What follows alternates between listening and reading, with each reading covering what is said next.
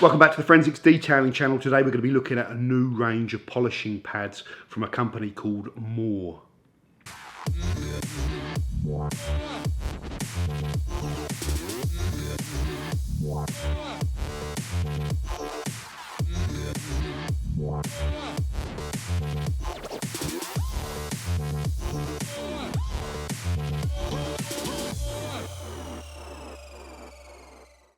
Welcome back to the Forensics Detailing channel. So the Moore pad range, I'll just show you the kind of logo of the thing so you can kind of recognise it.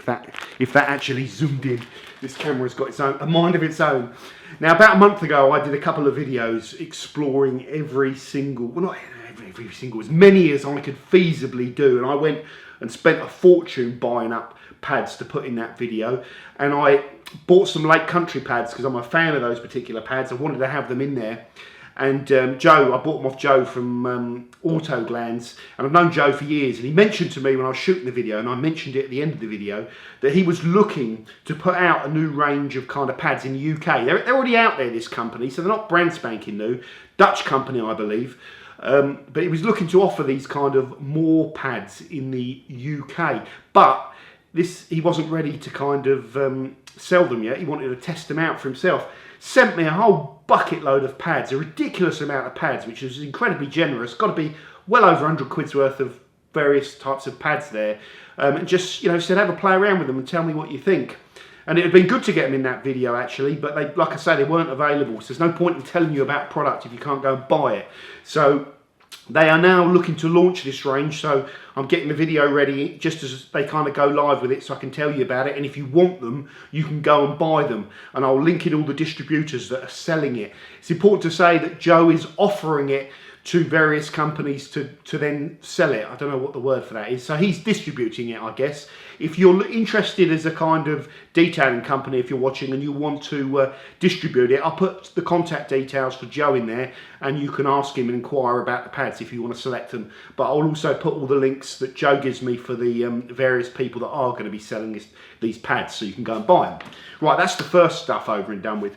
Now the important stuff, what is this Moore pad range? How do you, whenever something's new, you've got to get your head around it and understand what it actually is. Right, to simplify it guys, you've got two categories of pads. You've got the classic range of pads, which are primarily for use on rotary, or they do say smaller throw DAs. So they're what I call flat wall pads. So there's no cone on them, they are straight wall pads that you typically want to use on a rotary. You don't want that kind of cone shaped on the rotary because you might be kind of leaning over a little bit more. That cone shape is more to cope with the kind of offset. So you don't have that, but some people do use them on normal smaller throw DAs, maybe 5 up to 8 mil DAs. So you could use them on that, but primarily I would say rotary pads, so the classic range. The classic range is a foam pad range that comes in 4 coarseness. Yellow, the heavy cutting pad, or the highest cutting pad in the range. Orange, they're kind of medium cutting pads, slightly softer than the yellow obviously. White, they're kind of workhorse polishing pads that you'll do refining on. And then an ultra soft finishing pad, maybe for kind of, if you're really wanting to go in with a very soft pad, or maybe a pad that you could use to just spread out a product where there's no abrasives involved. That finishing pad category. So yellow, orange, white, black, through to heaviest to lightest, if you like. So that's the first thing to understand. That is the classic range. Then you have after that the DA classic range, which is exactly the same foam that's used. So yellow, orange, white and black, from heavy cutting all the way down to light finishing.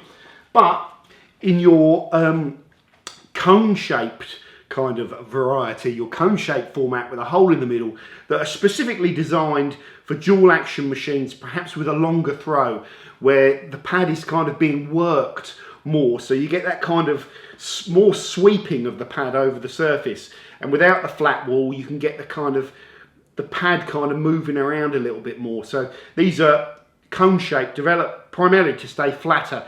They also have the hole in the middle to help dissipate heat that's generated in the center of the plate. So if you ever overwork a pad, the middle of it, typically if there's no hole in it, will start bubbling up, and the heat build up in the middle is where you can get the glue failures from overheating first. Okay, so they have the hole in there for cooling as well. No routing out or shapes or design on the face of the pads, which I don't think anyone is too interested in, but you know, it's not a positive or a negative. It just doesn't really seem to make that much difference, in my opinion. They also have a microfiber range of pads, which is very easy to understand. So first off, the microfiber pads are designed again for dual action polishers, any size throw dual action polishers really. That's where you want to be using microfiber pads, because of the fact they need to be ruffled. If you're using microfiber pads on a rotary or even forced rotation, typically the movement on both of those machines is going to be more that way, which is going to basically, if you imagine like crop circles, it's like pushing all the wheat is the shafts of microfiber, and they get pushed over in one direction and pulled that way, and you only get to work one side of the microfiber, so it's going to gum up on you quicker. Whereas on the dual action polisher, you know, if you ever look at the dynamics of how the dual action polisher works, the footprint if you like, there are times when the plate will stop. Whenever the plate stops, you get a full kind of circular kind of polishing movement, and it's that kind of circular polishing movement that will ruffle the microfiber up, so that you're not always just kind of dragging it one particular way in a crop circle if you like. So for dual action polishers, you have the microfiber cutting range. Very simple to understand what they're offering in the microfiber cutting range: a heavy cutting pad, a medium cutting pad, and a finishing pad that you could polish with. Okay, so that's what you're getting with the microfiber pads, guys. A little bit of extra cut capability for where you want it, especially on the dual action polisher machines. Next thing we need to cover, guys, is the pad sizes for the microfiber, for the DA Classic range and for the Classic range. The Classic range, according to the specs, is 150mm, so that's the largest size for the biggest plates. The 135mm, it says, for the 125mm plates, and the 80mm for the little 3-inch or 75mm plates. So always make sure your plate sizes are the same or a little bit less than the spec'd out size of the backing. One thing I'll say is I measured the backing size on the 135mm Classic, and I make it 125mm because it fits exactly to the 5-inch plate with no kind of gap. So I don't know if the specs are wrong or what with that, or if I've got it wrong, but I just thought I'd noticed that. I've got the measuring tape here. It's 125mm, so just be aware of that, but it's not a problem. It just means it fits exactly. If we go over to the DA Classic range, then you have excuse me, a wider range of sizes available. The largest size, and whenever a good pad company will do this, they'll give you two measurements for the cone size pads. They'll give you the backing size and then the overall size here that works on obviously it's working on the surface, and that's going to be a little bit bigger because it cones outwards. So with the DA Classic, the largest ones are 160mm fitment, 188 surface, down to 135mm fitment, and with 150mm face, and it is 135mm. I've measured it, so you have a little bit of a gap there. It's not completely self-centering like these pads, but as long as it's less and the gap isn't humongous, and it isn't, that's not a problem. Then you have the 80mm plates to fit the 75mm with 100mm face on them, then 55 with a 70 face, 35 with a 50 face. So that means you can go all the way down on the dual action polisher down to the spot pads, which might be important if you're using some of the very small kind of tools as well. So that's a really important capability. The microfiber pad range, the sizes for that are 160mm, 135mm, 80mm, 55 and 30. So likewise with the microfiber range, you have the very large all the way down to the very small, which is very important. Okay guys, I want to go through all my notes on these pads, kind of pros and cons as we always do in this video. I've not been using them for anywhere near as long as Joe. He's been testing these out for months, because obviously he needs to be more certain than I do, just kind of having a quick play around with them. But I'm going to give you my thoughts on them as well. First up, some of the pros. The thickness on both of the pads, 25mm, is about right, guys. I don't like thin pads at all for reasons that I've covered on this channel. Some people do. I don't like overly thick pads as well. the thicker they are, the more you can take up the contours on the panels and stuff like that, but the more you're going to kind of pull and distort the pad. You want the kind of pad to maintain some of its kind of form, if you like. So 25mm to 30mm is fine if it's in that range. That'll do me. I like the fact that you've got the two ranges, the classic and the DA. Now, the DA for the long throws, most people will probably use this format of pad now, especially for the cooling in the middle. You know, but also probably because of the shape, you know, it throws it around a lot more. So a straight wall pad, you know, is probably not the way to go. The disadvantage of the cone pads, as I've said before, all the pads lift a little bit on the dual action polishers, and it's quite hard to know where your true edge is with them sometimes. And these machines, the dual actions, are really to be used kind of flat where you can. So it can be a little bit harder to know where you're edging. You've got to go over the edge sometimes, you know. Be careful with their edges, obviously, but to get right up to it can be a little bit more difficult. I like the fact that you've got about 4 different coarseness of pads. You know, something like 4 to 5 seems to be optimum. You don't want like 7 or 8. You know, like the Hexlogic range has got too many in it. It's going to cost you too much to stock all of those. 4 is about right. The one you could skip, if you, some people will argue against this, but you could perhaps skip the finishing pad, because the white pads are very kind of soft, and you would use those for polishing. Do you need to really go beyond those? Perhaps sometimes some people would. Again, personal preference comes into it. I like the fact that you can get all of the size range. Very few pad ranges on the market, especially for the DAs, are available in that whole size range. So you just know straight away, no matter what your requirement is, if you're using a long throw machine, a pairing of long throw machines, or a trio of long throw machines with the little tiny ones, you're going to be able to use this pad range. Although you'll still want to check, you know, all the fitments and stuff, and make sure that, especially down at the spot pad ranges, that they're mounting up as close as you can get to the size of the backing plate. It's a nice, dense, soft foam that's being used here. Now this is something, I'm going to move straight on to the negatives now, because my first negatives ties into what I've just said about the foam type.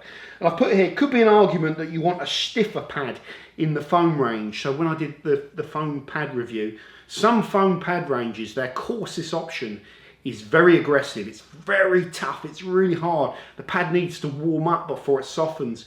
It can be, you know, very kind of large pore sizes on it as well. Whereas this is dense, soft foam. Now it just depends how you take the argument. One particular pad manufacturer might say, well, that coarse pad on soft paints is not going to be suitable. It's too aggressive. It might even mar the finish. But then their argument would be that, well, that's down to the user to know that, so don't use it on soft paint, etc.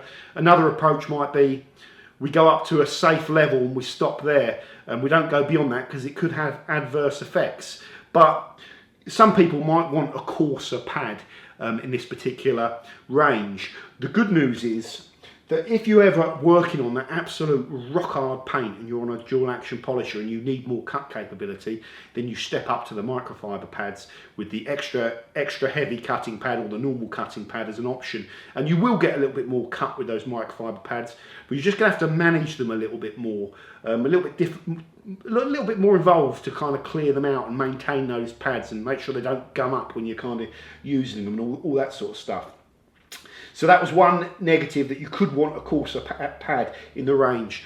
One other thing with the classic pad range, according to that spec sheet, it doesn't go below 80mm. So that is the, you know, for the mini polisher that I've got here, which is, you know, a relatively small pad, but you might want a little 35mm spot pad as well, or I would want that. So it'd be nice if that could come along at some stage, but it's not there at the moment. Again, just double check that I've got that right on the main More site, because I was going off a list of specs.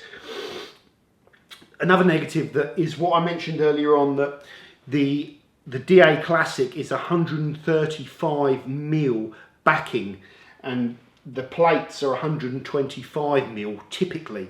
There will be some reason for that. There'll be some oddball plate out there somewhere that's a little bit bigger than 125mm, probably. The reason it's a negative is that you can't completely centre the pad on the plate. So sometimes you'll put the plate on and then you'll see you've done it wonky and you've got to take it off and put it back on again, although you get the hang of it. I always put my finger through it and then like go to the middle and then just sort of eyeball it up, and after a while you tend to get it right first time. But I made a note of it because that's what the purpose of doing this kind of review is. Okay guys, so that is the More pad range, very kindly sent to me from Joe from Autoglands. We've never met, and he's, like I said before, he sent me a massive box of pads, which is awesome. So I really appreciate that. I encourage you to go and try these, guys. If everything I've said meets your requirements, and it should do, because you've got these in a massive range of sizes, and most people are using the kind of dual action polishers now. You've got the option of trying microfiber if you want cut beyond what their coarsest yellow pad gives you, and there may be an argument for that on that kind of rock hard bulletproof paint, as we call it, when you're using a sort of DA and you're not getting the cut you need, especially if you're trying to dig out lots of swirls. So having that microfiber option in there could be really, really important. So definitely encourage you to go and try them, guys. Thank you very much for watching this particular video. There is loads more to come on the Forensics Detailing channel. Thanks for watching, and bye for now.